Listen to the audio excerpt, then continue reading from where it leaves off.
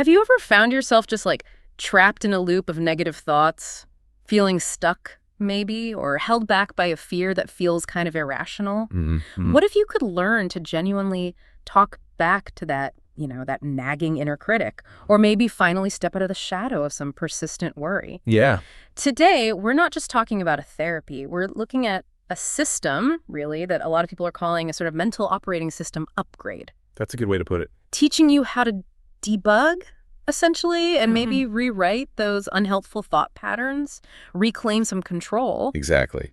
Our deep dive today is into CBT basics, understanding cognitive behavioral therapy simply. And like you said, it isn't about just learning some psychological concept by rote. Right. It's really about uncovering a practical, real-world framework, something that can genuinely boost your mental well-being. Okay, so our mission then for this deep dive is to pull out the most sort of potent nuggets of knowledge from, well, a stack of sources on CBT. From the core principles. Yeah, to the practical techniques and how it can actually impact your daily life. So get ready for maybe some surprising insights, those aha moments, hopefully, all delivered, in a way that helps you feel informed but not overwhelmed. So let's unpack this. Sounds good. So what is CBT really at its core? Well, it's a very common type of talk therapy, but here's a key difference. Okay. It's typically short-term. We're often talking weeks, maybe a few months. Not years, then. No, not usually. And instead of digging really deep into your past, like some therapies do, CBT is much more focused, laser-focused, really, on giving you concrete tools. Tools for what, specifically? For solving your current problems. Yeah. And for navigating future challenges, too. Ah, okay. That distinction feels important. It's less about endless introspection, maybe, and more about actionable skills for right now. Precisely. And the foundation of CBT, the thing that really defines its approach, is often pictured as the CBT triangle. The triangle, right. I've heard of this. Yeah, it's this core idea that your thoughts, your emotions, and your behaviors are all linked up. They're constantly influencing each other. Okay, explain that connection a bit more. How does that work in practice? Well, what's really fascinating here, and often that first aha moment for people, is just recognizing the sheer power of this link. Okay. If you find yourself caught in a cycle of, say, negative thoughts, I'm not good enough, or this will definitely go wrong, those thoughts will pretty predictably lead to negative feelings, right? Sadness, anxiety, frustration. Makes sense. And then those feelings often trigger unhelpful actions, maybe avoiding situations or giving up easily. Okay, I see the downward spiral potential there. Exactly. Yeah. But here's the breakthrough part. If you can learn to reframe those thoughts, Reframe, like change them. change how you see them, yeah. Look at them in a more balanced or maybe just more realistic way. When you do that, it fundamentally shifts your emotional state. Ah. And crucially, it empowers you to choose more helpful behaviors instead. So it means our actions and feelings aren't just about what happens to us. Right. They're more influenced by our perception of what happens, how we interpret the event. That's huge. It is. So the goal, really, is to learn to spot these unhelpful thought patterns when they pop up, and then gain the power to consciously change them. That's what leads to lasting positive shifts. That's a massive shift in perspective, isn't it? It suggests we're not just, passive victims of our circumstances. We're actually active participants in our own mental landscape. That's the core message, empowerment. So where did this idea even come from? CBT isn't brand new, is it? Not at all. It actually has roots going way back, even to the early 1900s. Figures like Alfred Adler, he was already paying attention to how our cognitions, our thinking styles, could contribute to distress. Interesting. That early. Yeah, but the real sort of cognitive revolution in therapy really kicked off around the mid-20th century. Okay. You had people like Albert Ellis back in the 1950s. He developed something called rational emotive behavior therapy, or REBT. And Ellis really targeted what he called irrational beliefs. Right. These are those rigid, absolute thoughts, like, I must be perfect to be worthy, or everyone must like me. Oh, I recognize those kinds of thoughts. Very black and white. Exactly. And he gave us this really foundational model, the ABC model. Have you heard of that? Vaguely. Remind me. ABC. Okay, so A is the activating event. That's just the objective situation, what actually happened. Okay. B stands for your beliefs about that event, specifically the often negative or irrational thoughts you have about A. Right, the interpretation. Yes. And C is the consequence. That's the negative feelings and maybe behaviors that result. ABC. Activating event, belief, consequence. Okay. And Ellis's really genius insight was this. It's not the event A itself that directly causes the negative consequence, C. It's not. No. It's your irrational belief system, B, about A that's the real driver of C. Okay, can you give an example? That helps make it concrete. Sure. Let's use the example of Gina. Say Gina gets a low mark on a math test. That's the activating event, A. Right, straightforward event. Her belief, B, might be something like, I must get good grades, otherwise I'm worthless. That's a pretty harsh, irrational belief. Definitely. So the consequence, C, is that she feels utterly depressed. Hopeless, maybe. Okay, I see the link. Now, a therapist using Ellis's RDBT approach would help Gina see that, okay, getting a low mark is naturally disappointing. That's rational. Sure. But it doesn't actually make her worthless as a person. That's the irrational leap. She can feel sad or frustrated, but this healthy, proportional emotions. But the belief is what plunges her into depression. By challenging that belief, she can change the consequence. C, maybe feel disappointed, but motivated to study more instead of spiraling. Wow, that subtle shift in belief makes a huge difference in the outcome. A massive difference. Then, sort of building on this, in the 1960s, you had Aaron T. Beck. He developed what's now known as cognitive therapy. Okay, related but different. Yeah, closely related. Beck focused specifically on what he called automatic thoughts. These are those immediate, fleeting thoughts that just pop into our heads, often without us even noticing. Like knee-jerk reactions mentally. Kind of, yeah. And he also talked about the cognitive triad. This is a pattern of negative thoughts specifically about yourself, about the world around you, and about the future. Self, world, future. Okay, and this period with Ellis and Beck really cemented what people call the second wave of CBT.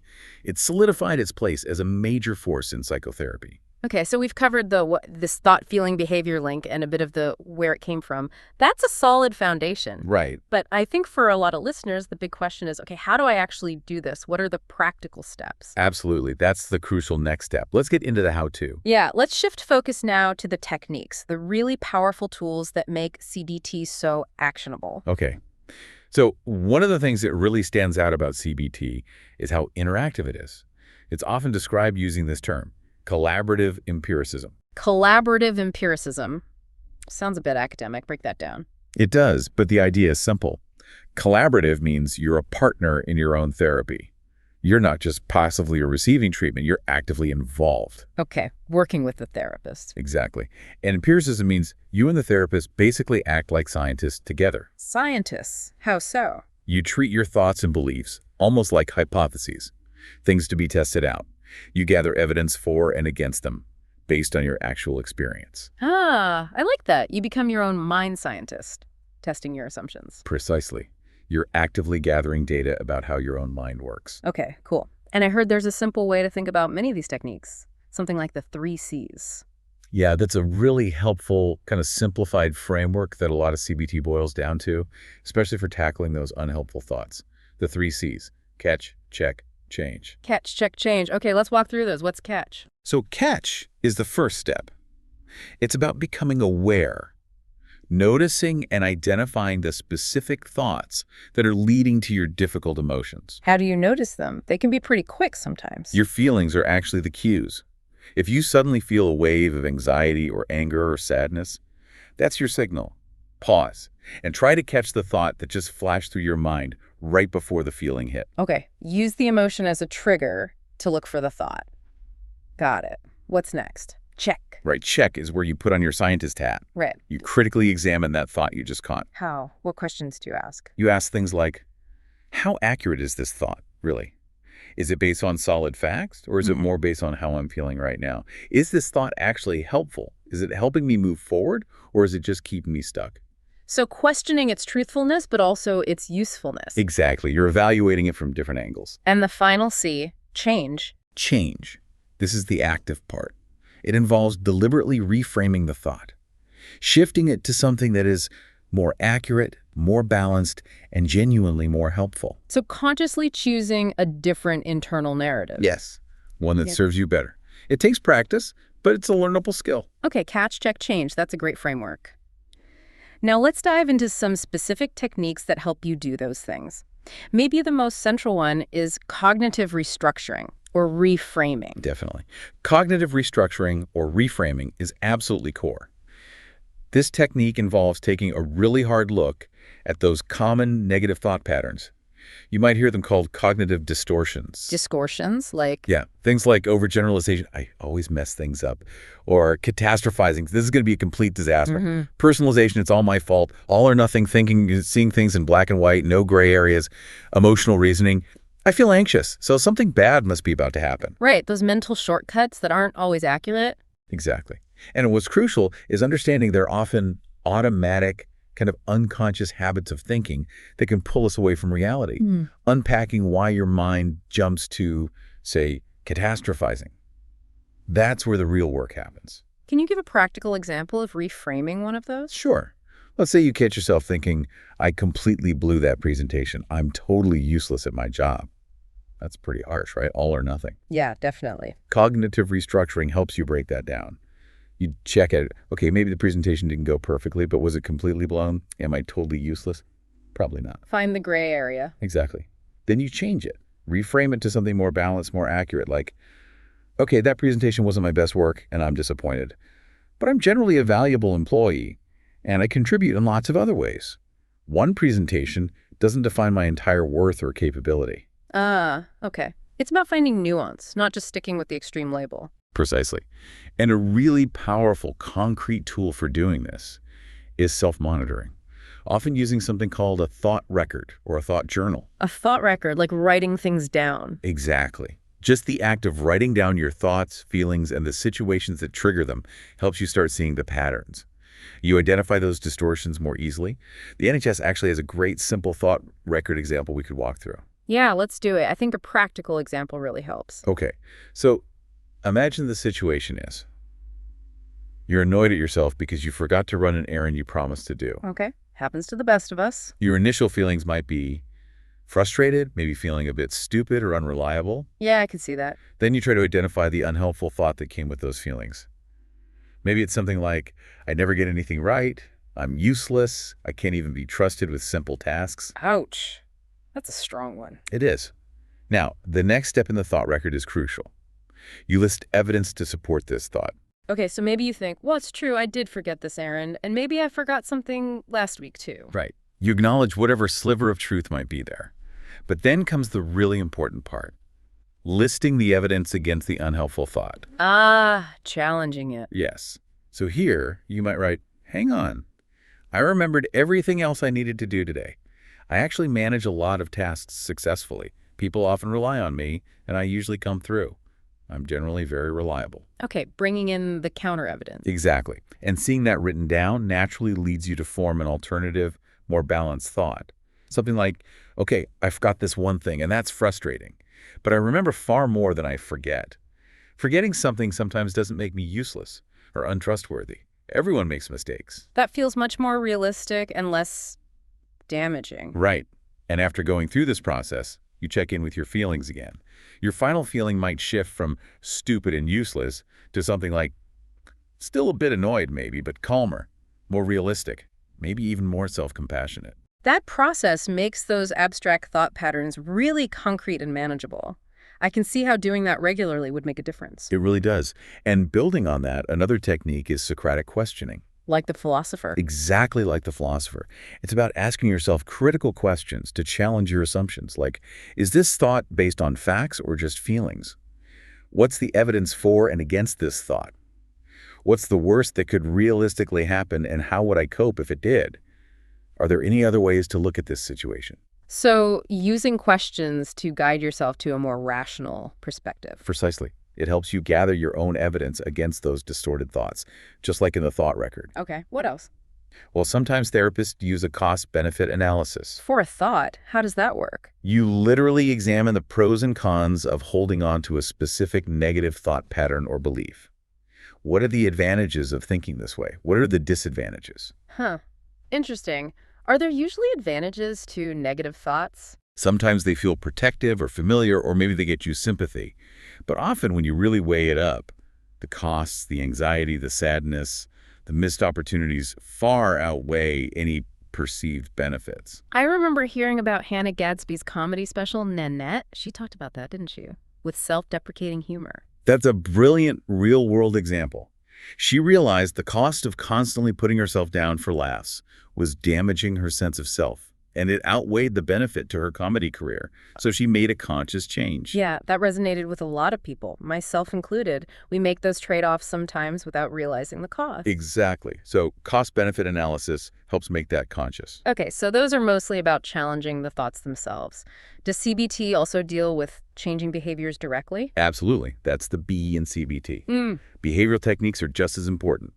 One major one, especially for anxiety and phobias, is exposure therapy. Exposure therapy. That sounds intense. It can feel that way initially, but it's done very systematically and gradually. The idea is to safely, step by step, expose yourself to the things you fear or avoid. Why? While you're doing it, you're actively learning and practicing coping mechanisms. It's done in small, manageable steps, often starting with things that cause only mild anxiety. Over time, facing the fear in controlled ways actually makes you feel less vulnerable and more confident that you can cope. The fear reduces. Okay, gradual and with support, not just throwing you in the deep end. Definitely not. It's carefully planned.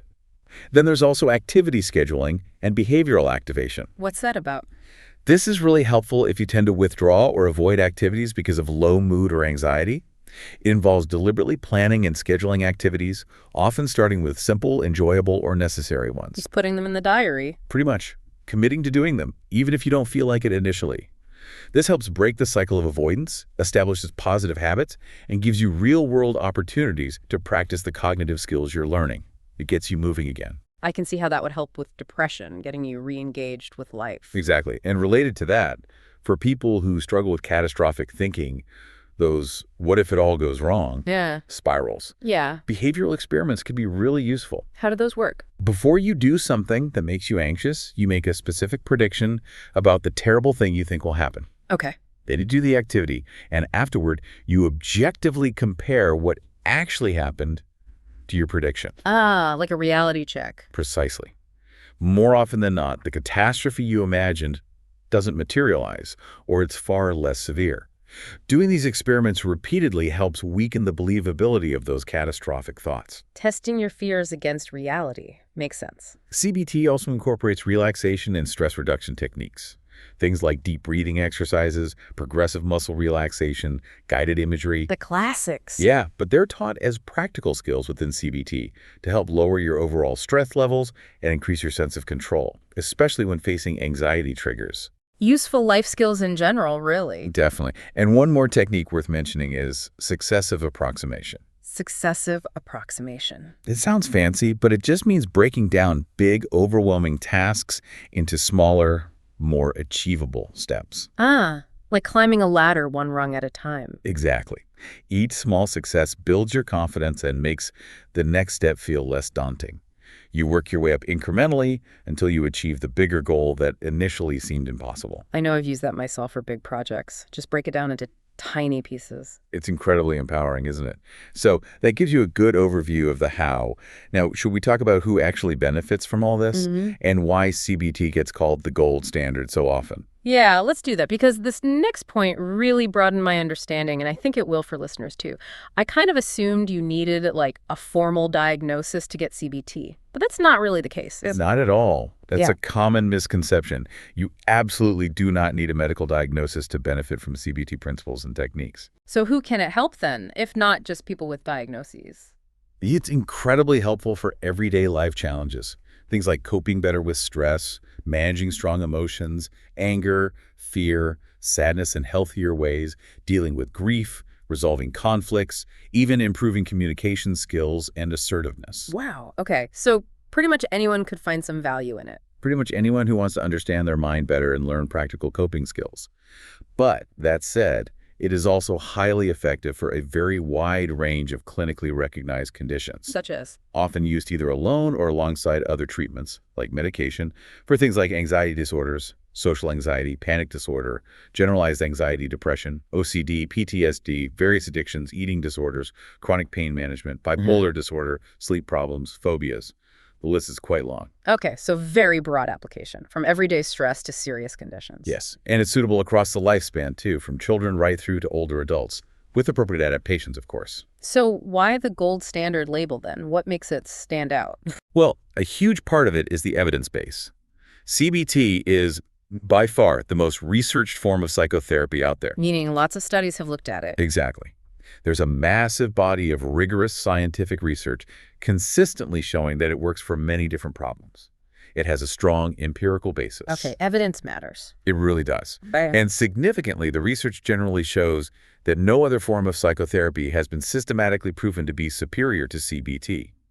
Often, if there are differences found in studies comparing therapies, the evidence tends to favor CBT. That's a strong claim. Why do you think that is? Well, part of it might be that its theoretical models, how it explains the mind works, focusing on information processing, align really well with our current scientific understanding of the brain. It fits with cognitive science. Yes, it has that strong scientific underpinning, which gives it a lot of credibility. Plus, it's practical. How so? It's typically structured, it's goal-oriented, what you're working towards. And as we said, it's often time-limited. Many people find that appealing. Often just 6 to 14 sessions can make a real difference. Faster results, potentially. Potentially, yes. And I think the real beauty of it, the core appeal for many, is that it empowers you. It gives you tangible tools and skills. Right, the things we just talked about. Exactly. Skills to manage your own symptoms, your own challenges, independently, long after the therapy sessions end. It essentially aims to teach you how to become your own therapist. I like that idea. Sustainable skills. Yes. And it keeps the focus primarily on the present, providing practical solutions for the challenges you're facing right now. Okay, that all sounds pretty compelling. But are there downsides? Or things people should consider? It can't be perfect for everyone or every situation, right? That's a really important point. Yeah. No therapy is a magic bullet, and CBT is no exception. There are definitely nuances and considerations. Like, Firstly, commitment. CBT requires active participation. It's not passive. You need to engage in the sessions, and crucially, you often need to do the work between sessions, the so-called homework. practicing the techniques, doing the thought records. Exactly. It takes effort. It's more like building a mental muscle or changing a lifestyle habit than just taking a pill. You have to put in the work. Okay, good to know. What else? Well, there can be initial discomfort. Confronting problems head-on, especially using techniques like exposure therapy, can definitely feel stressful or uncomfortable at first. That makes sense. Facing fears isn't easy. It isn't. But it's important to know that these effects are usually temporary. The research consistently shows that despite potential short-term discomfort, the long-term benefits and improvements are significant. But you might feel a bit worse before you feel better sometimes. Okay, manage expectations there. Is it suitable for absolutely everyone? Not necessarily. It does require certain cognitive resources, things like having reasonable memory and attention and the ability to think somewhat abstractly. So it might be challenging for... It could be more challenging, for example, for some older adults experiencing significant cognitive decline, perhaps those with certain types of dementia, or individuals recovering from a traumatic brain injury that affects those cognitive functions. Adaptations might be needed, or other approaches might be more suitable. Okay. Any other situations where it might not be the best fit or needs caution? Well, for some people, particularly those dealing with complex trauma or very deep grief, the strong focus in CBT on rational thinking and challenging thoughts might sometimes feel a bit invalidating. How so? It might feel like it's dismissing the depth of their emotional pain by trying to rationalize it too quickly. In those cases, other therapies, maybe like acceptance and commitment therapy, ACT, which puts more emphasis on accepting difficult emotions rather than just changing thoughts, might be a better starting point or a complementary approach. Okay, so matching the therapy to the person's specific needs and experiences is key. Absolutely. And there's also a slight caution for individuals with very strong obsessive traits. While CBT is very effective for OCD, the intense focus on examining thoughts needs to be managed carefully by the therapist to avoid inadvertently increasing rumination or getting stuck in analysis loops. Ah, okay. Requires skill from the therapist. Definitely. Yeah. The therapist's experience and, just as importantly, a good connection and collaborative relationship between you and the therapist, that therapeutic alliance are really crucial for effectiveness. Makes sense. And what about medication? You mentioned it earlier. Right. For certain conditions, particularly moderate to severe depression or anxiety disorders, the evidence strongly suggests that CBT is often most effective when it's combined with appropriate medication. So it's not an either situation? Often not. They can work together synergistically. The medication can sometimes help stabilize mood or reduce intense anxiety enough for the person to better engage with and benefit from the CBT techniques. One doesn't diminish the other. They can complement each other. Okay, that's a really comprehensive look at the considerations. It paints a realistic picture. That's the goal, understanding the strengths and the nuances. So we've really taken quite a deep dive into CBT today, haven't we? Certainly have. We went from understanding that core principle, thoughts, feelings, behaviors, all being linked up to walking through some really powerful techniques, cognitive restructuring, thought records, exposure, behavioral experiments. You should now have a much clearer picture, hopefully, of how this gold standard therapy can offer really practical, potentially lifelong tools for managing your mental well-being. And I think the true elegance of it, as we said, is that it really does hand you the reins. It's about empowering you to become the expert on your own mind. Right, giving you those strategies to navigate challenges even long after any formal therapy might end, becoming your own therapist in a way. Exactly. So, thinking about all this, what does it mean for you listening right now? Maybe consider a recent moment when you felt overwhelmed or frustrated or anxious. Can you perhaps identify just one unhelpful thought that might have popped up and contributed to that feeling? Just one. And maybe, what's one small piece of evidence, something you already know or experienced, that might challenge that thought, even just a little bit? That's a great provocative thought to leave people with, just that small exercise. This knowledge we've shared is a fantastic starting point. If this deep dive has sparked your curiosity at all, just imagine the possibilities if you started applying some of these principles, even in small ways, in your own life. Yeah. We really encourage you to continue exploring if it resonates. Definitely. Well, thank you for joining us on this enlightening deep dive into CBT. Thank you. It was a great discussion. We look forward to exploring another fascinating topic with you next time.